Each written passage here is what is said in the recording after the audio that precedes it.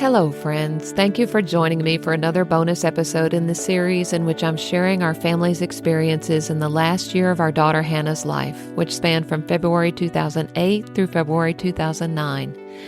My desire is to process through the events of those 12 months with a perspective that 16 years has brought, and to point people to hope in Jesus along the way.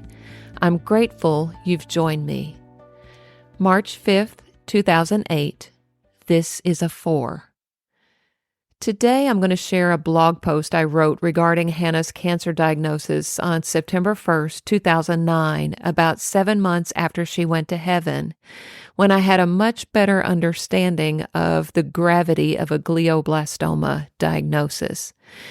This post remains a good description of the experiences and emotions that swirled around us at the time of her diagnosis.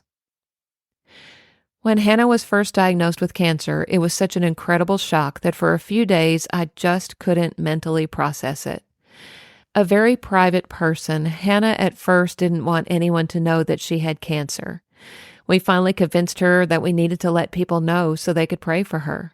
She also didn't want anyone to know that she was going to have chemotherapy, so when I sent that first email explaining her diagnosis, I said that they were going to treat her with radiation and medication. Of course, most people figured out that meant chemotherapy, and eventually Hannah relented and allowed me to share more details. I remember when I sent that first email explaining her diagnosis, and we received many, many wonderful supportive responses.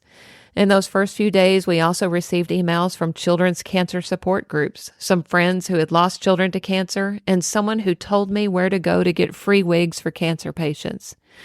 I remember reading those emails and thinking, no way, this is not for us, not for Hannah. After a little time passed, I was ready to hear from those folks, but not immediately. We received the diagnosis exactly 1 week after Hannah's brain surgery. We had gone in to get her stitches removed and knew that we would probably receive the results from the pathology report. I remember that Hannah climbed up on the table. The surgeon did a brief exam of her incision, and then he told us that the pathology report indicated that Hannah's tumor was a glioblastoma multiforme. He had told us the day after the surgery that brain tumors are rated on a 1 to 4 scale, with 4 being the most serious. At that time, he did not use the word cancer. Brad now asked him what Hannah's tumor was, and I clearly remember him saying, "This is a 4. I typed those words in all caps because I heard it in all caps. Those words still reverberate in my head. Our surgeon then introduced us to an oncologist who entered the room accompanied by 3 other people. He gently explained the fact that glioblastoma multiforme is a very aggressive brain cancer with a nearly 100% fatality rate in adults. He also explained that Hannah's youth and the fact that it had been removed put her in a little bit more favorable position.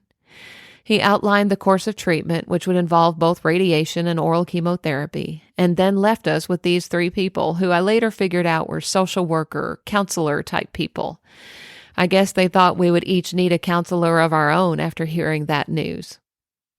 The one who appeared to be the head counselor offered Hannah an assortment of ugly teddy bears, and I remember that she chose what I thought was the ugliest one, as if a teddy bear would fix the problem.